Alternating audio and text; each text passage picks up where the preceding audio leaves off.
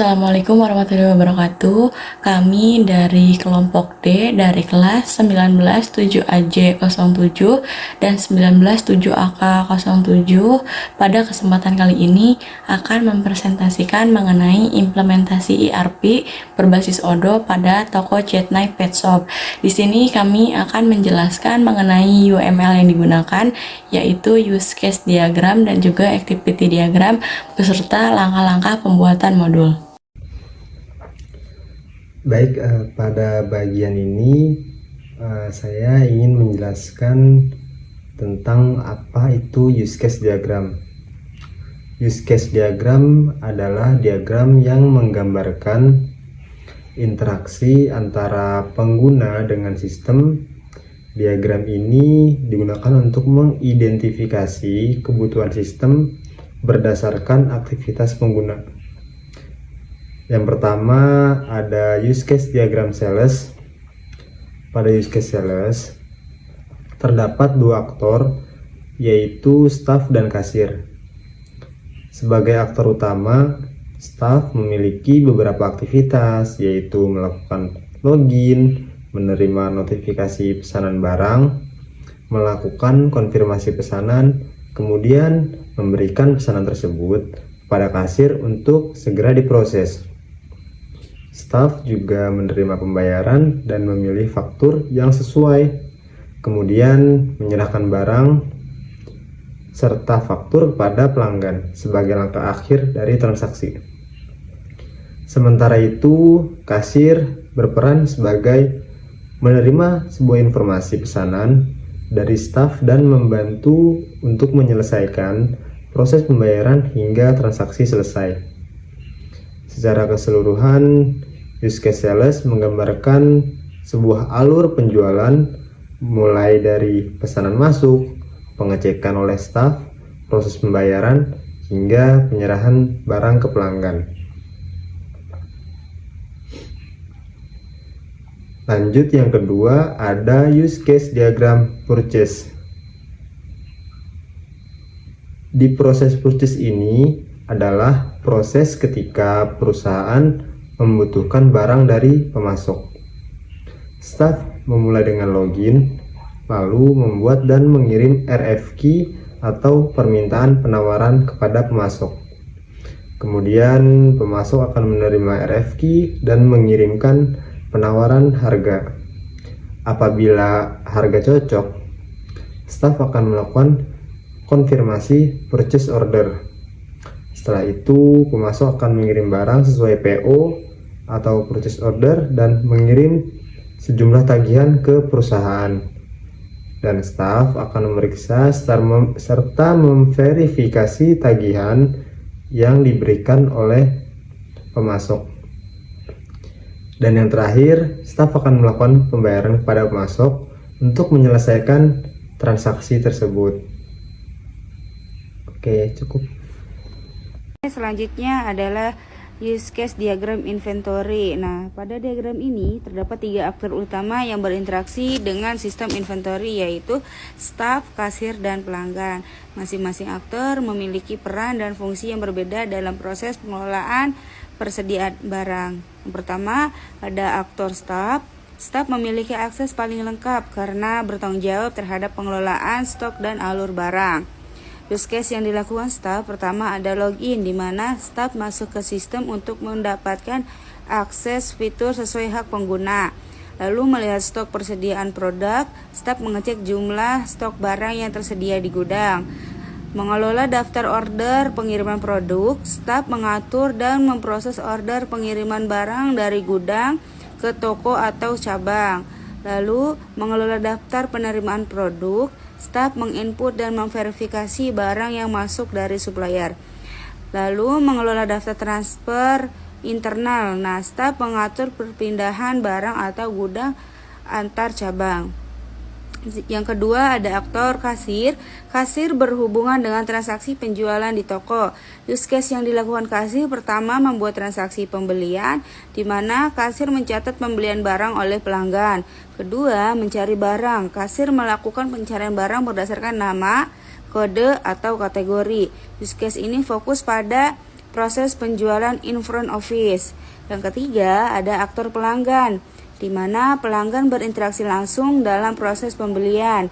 Use case yang dilakukan pelanggan, yang pertama, memilih barang. Pelanggan menentukan barang yang akan dibeli.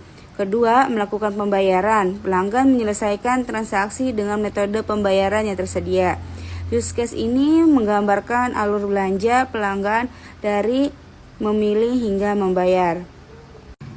Selanjutnya adalah use case diagram website. Use case diagram website ini menggambarkan pengelolaan dan penggunaan website toko.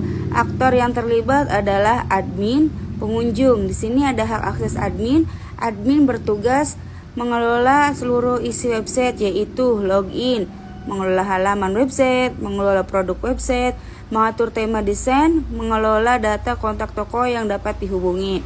Lalu ada hak akses pengunjung, di mana pengunjung hanya memiliki akses untuk melihat informasi, yaitu melihat halaman website, mencari produk atau informasi, melihat detail produk, melihat data dan data kontak toko. Use case website berfungsi sebagai media informasi dan promosi toko secara online. Kemudian di sini ada use case diagram e-commerce. Terdiri dari 3 aktor, yaitu staff, pelanggan, dan juga sistem pembayaran.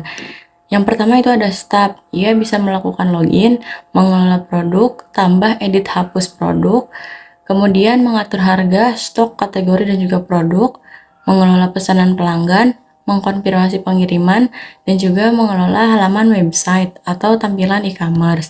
Sedangkan pelanggan yaitu ia bisa melihat produk di toko online, menambah produk ke keranjang belanja, melakukan checkout, mengatur alamat pesanan, dan juga memilih metode pembayaran. Sedangkan sistem pembayaran yaitu ia bisa melakukan verifikasi pembayaran pelanggan dan juga mengirim status pembayaran ke sistem Odoo. Kemudian selanjutnya yaitu di sini ada activity diagram. Activity diagram adalah salah satu jenis diagram dalam UML atau Unified Modeling Language yang digunakan untuk menggambarkan alur aktivitas atau proses kerja dalam sebuah sistem, mulai dari aktivitas awal hingga aktivitas akhir. Diagram ini menunjukkan urutan langkah, pengambilan keputusan, aliran data, serta aktor yang terlibat dalam suatu proses bisnis atau sistem perangkat lunak. Di sini yang pertama yaitu ada activity diagram modul sales. Di sini terdapat 3 kolom atau swimlane yang terdiri dari pembeli, bagian gudang, dan juga sistem. Yang pertama dilakukan yaitu oleh pembeli, yaitu ia menentukan barang yang ingin dibeli, kemudian membuat pesanan, kemudian bagian gudang akan menerima pesanan dan juga memvalidasi data.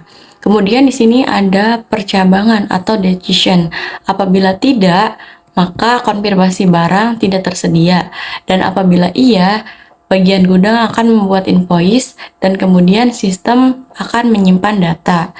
Kemudian pembeli akan menerima invoice pembayaran, kemudian ia menentukan metode pembayaran, melakukan pembayaran, dan sistem gudang akan menerima pembayaran.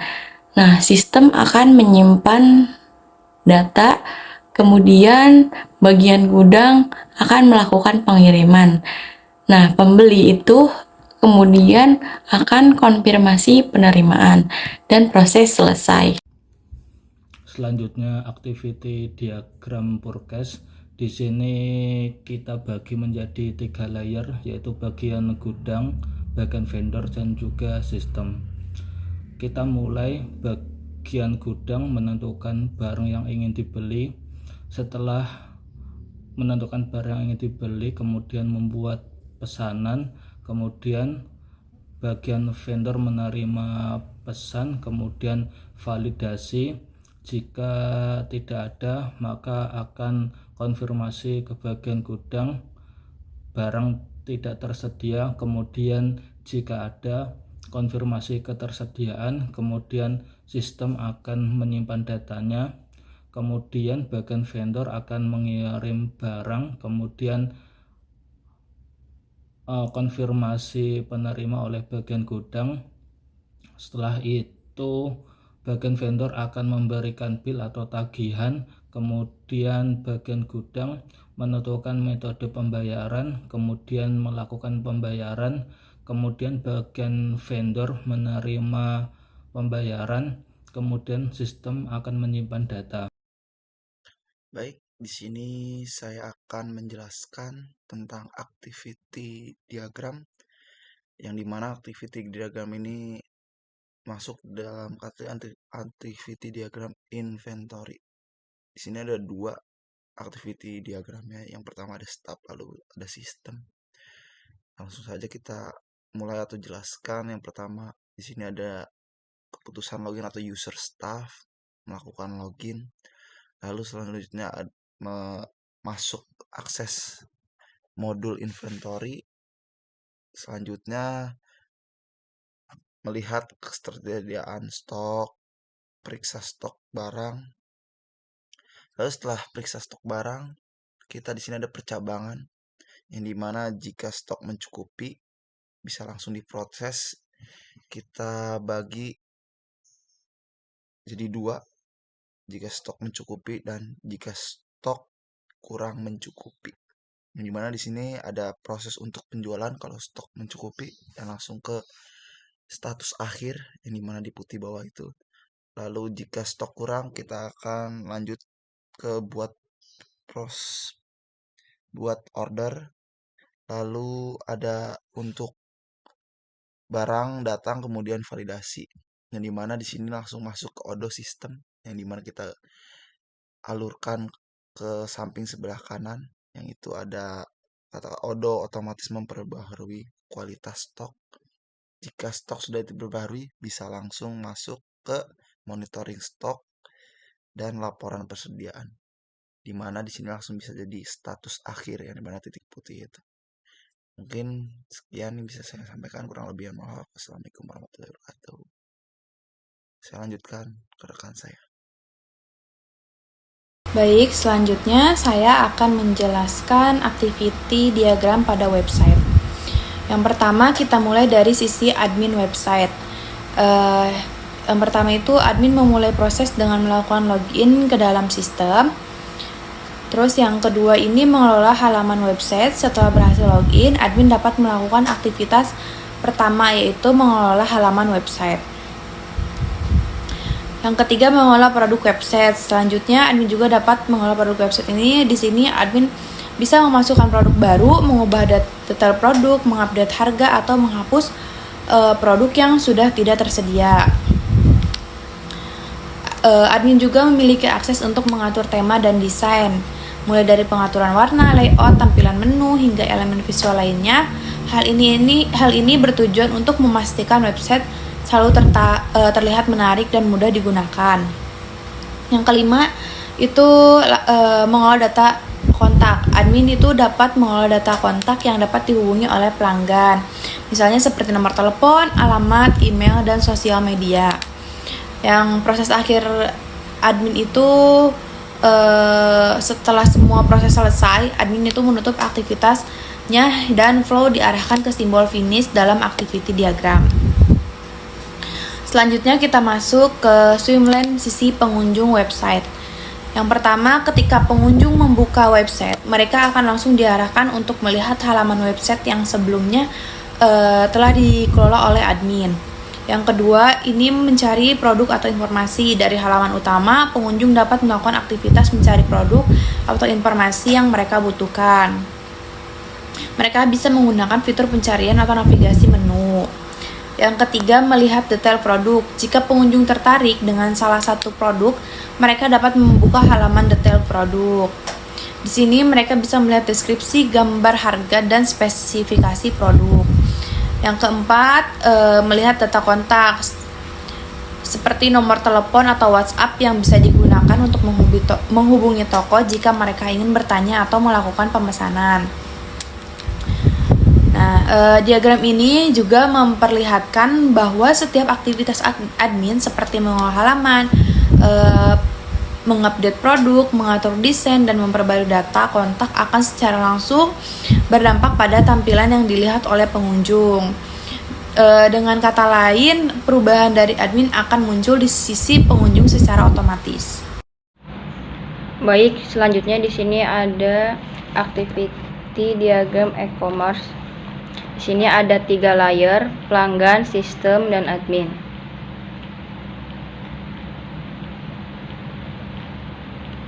Pelanggan membuka halaman toko online, lalu melihat daftar produk. Pelanggan memilih produk, menambahkan ke keranjang, dan melanjutkan ke checkout. Selanjutnya, sistem menampilkan form checkout, kemudian pelanggan mengisi data pengiriman, dan memilih metode pembayaran. Selanjutnya, pelanggan menekan tombol konfirmasi, lalu sistem memproses pesanan dan pembayaran. Lalu, sistem membuat sales order otomatis dan mengurangi stok produk. Setelah itu, admin menerima notifikasi pesanan, kemudian menyiapkan dan memproses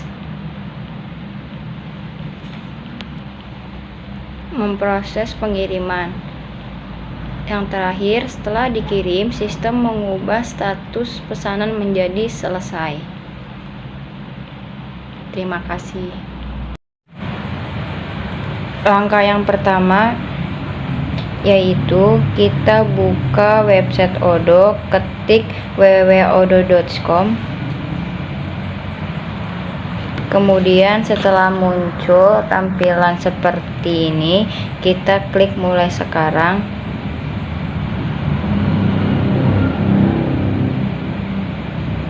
Nah, di sini kita akan ditampilkan beberapa modul. Selanjutnya kita pilih modul yang akan kita butuhkan. Yang pertama website, e-commerce, sales, inventory, dan juga pockets. Kemudian klik lanjut.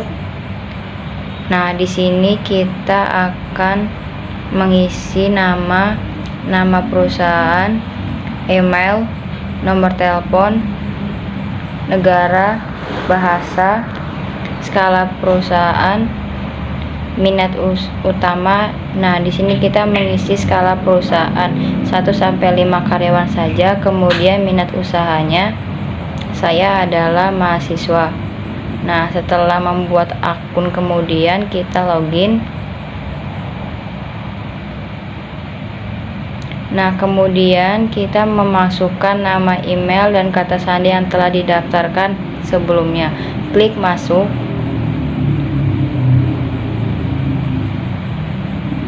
Kemudian di sini ada tampilan database, kita klik hubungkan.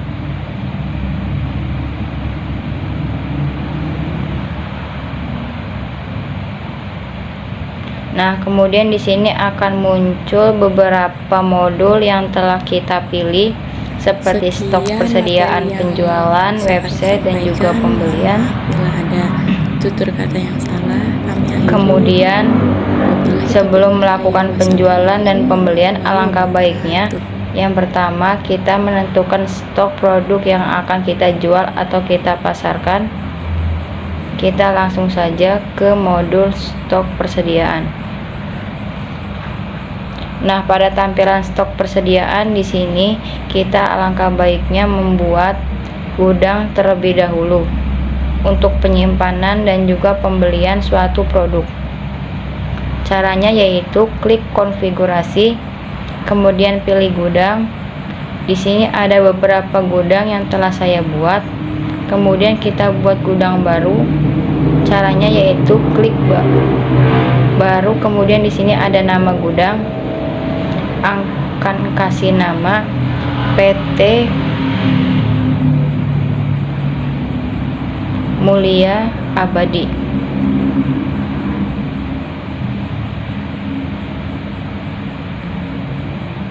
Kita singkat menjadi MA.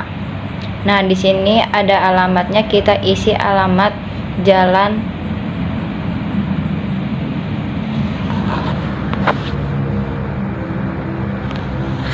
Cikampek. Nah, kemudian setelah seperti ini, langkah selanjutnya yaitu kita simpan.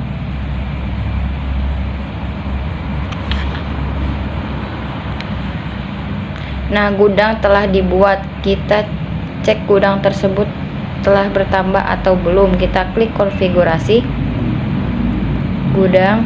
Nah, di sini gudang yang telah kita buat tadi telah ditambahkan. Dan langkah berikutnya yaitu membuat produk yang akan kita jual.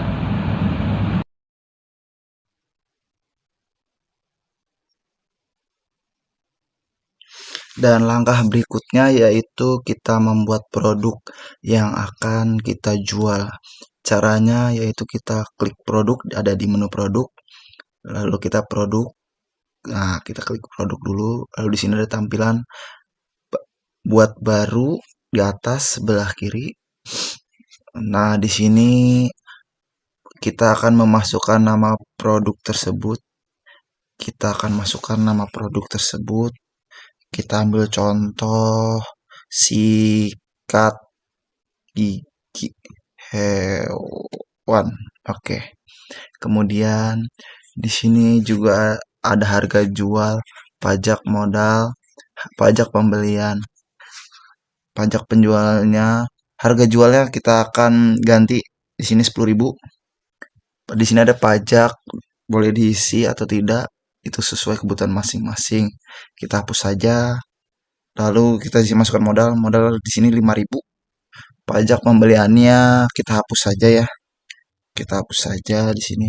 Dan kita memilih kategori ada aksesoris, body care saja ya. Nah, selanjutnya kita di sini bisa menambahkan gambar. Kita ambil contoh, klik gambar di sini. Kita pilih gambar, oh ini nih namanya sesuai. Oke, baik. Di sini sudah sikat gigi hewan. Setelah selesai, selanjutnya kita simpan atau kita save. Oke, baik. Kita kembali ke produk, kita klik produk, kita akan lihat hasilnya apakah ada. Nah, setelah di sini sudah masuk tampilan produk yang kita buat tadi telah ditambahkan. Setelah muncul produk yang kita buat, namun stok di tangannya masih kosong. Kemudian kita masuk ke modul pembelian. Sebelumnya saya telah melakukan pembelian. Di modul pembelian ada order, produk, laporan, dan konfigurasi. Kemudian kita klik order, kemudian order pembelian, kemudian kita klik baru, kemudian kita masukkan nama pemasok, semisal PT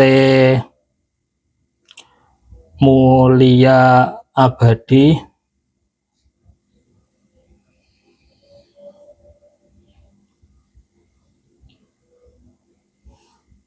Kemudian kita buat deadline-nya, kita terapkan. Setelah itu kita tambahkan produk.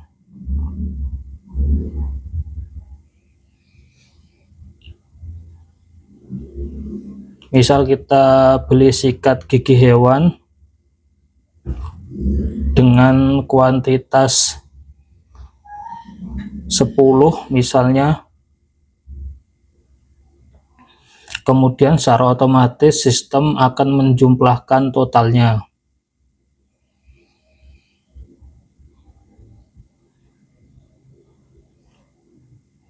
Kemudian kita langsung simpan.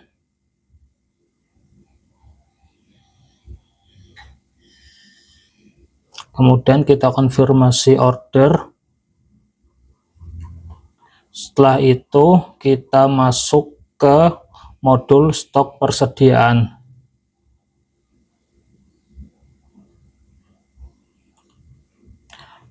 Di sini akan menampilkan histori yang tadi kita beli. Kemudian kita validasi.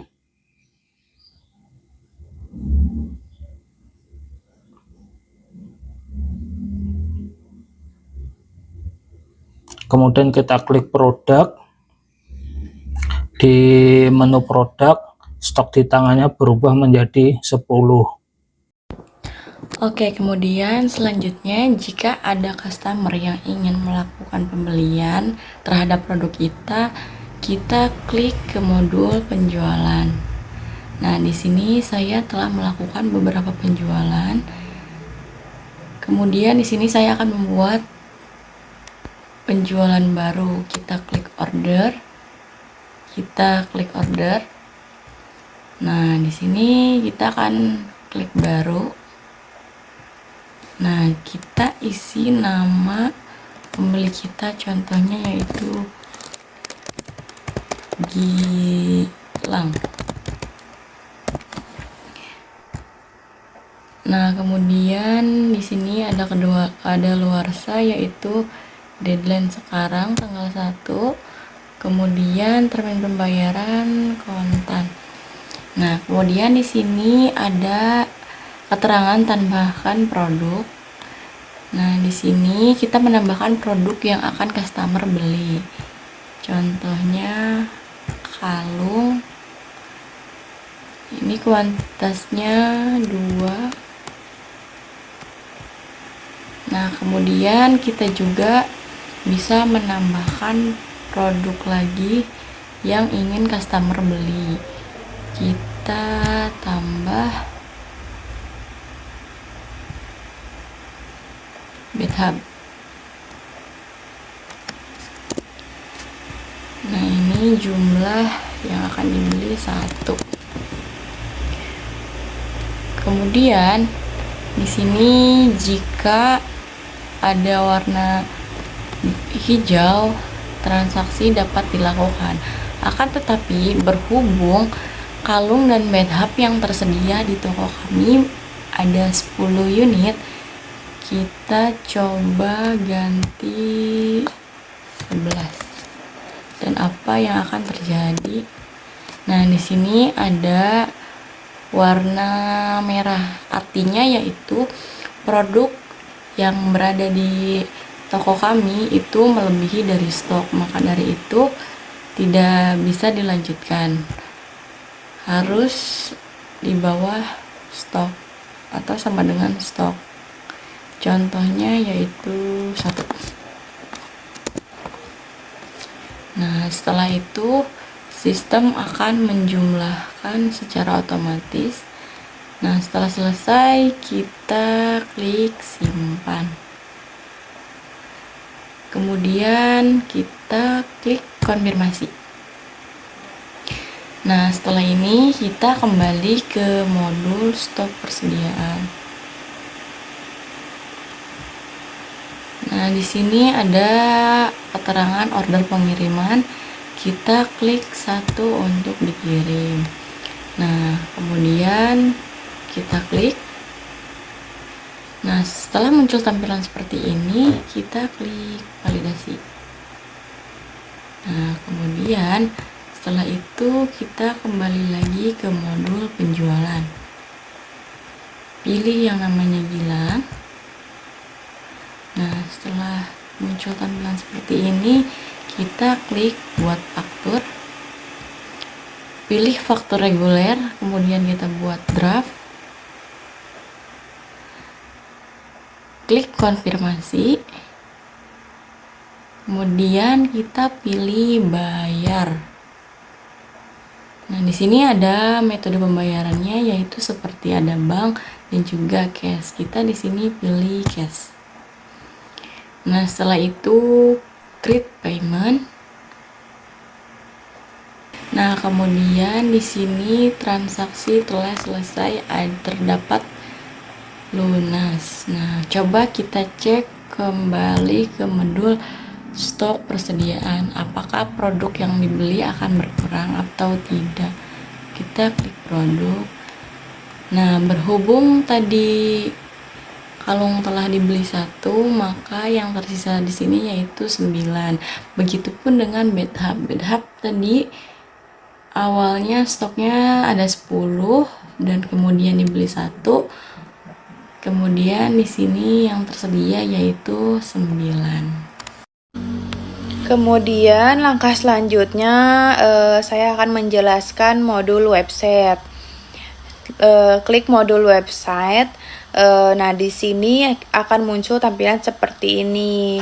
Berhubung kelompok kami telah membuat tampilan beranda, maka tampilan dari kelompok kami ini seperti ini, dan pada tampilan ini juga kita bisa mengedit sesuka hati atau sesuai kebutuhan yang kita inginkan. Seperti ada kolom gambar, kemudian kita klik simpan. Kemudian di tampilan website ini terdapat toko, dan ini juga di sini kita muncul produk-produk yang sudah kita buat sebelumnya, dan di tampilan produk ini juga kita bisa menambahkan produk dari toko tersebut. Caranya yaitu klik baru, kemudian pilih produk. Nah, di sini juga terdapat keranjang. Keranjang ini yaitu bisa disimpan, bisa menyimpan produk dalam keranjang tersebut. Contohnya, kita akan menambahkan tas astronot. Kita klik add to cart. Kemudian kita pilih produk lain seperti mangkok makanan. Lalu kita tambahkan, kemudian kita klik keranjang. Kemudian di sini ada 2 produk yang telah kita pilih. Kemudian melakukan check out. Di sini kita harus memasukkan alamat dulu. Setelah itu klik konfirmasi. Setelah itu di sini akan diarahkan untuk ke metode pembayaran. Nah, di sini metode pembayarannya saya memilih untuk transfer rekening.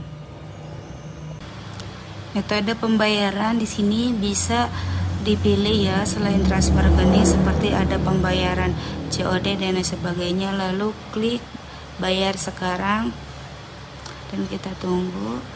Nah, maka tampilannya akan seperti ini. Klik website. Nah, di sini ada e-commerce. Kita klik order yang belum dibayar. Nah, kita klik ini. Kemudian setelah itu kita konfirmasi buat faktur. Nah, setelah ini kita kembali ke modul stok persediaan. Kemudian ada order pengiriman, klik 1 untuk diterima, 1 untuk dikirim, kemudian kita klik pet shop. Nah, di sini kita ada validasi. Kemudian setelah itu kita kembali ke modul e-commerce. Klik order yang terbaru. Nah, di sini sudah tertera, lalu kita buat faktur. Pilih faktur reguler dan buat draft. Kemudian konfirmasi, lalu klik bayar. Nah, di sini ada metode pembayaran seperti bank dan juga cash, create payment. Nah, transaksi pembayaran telah selesai.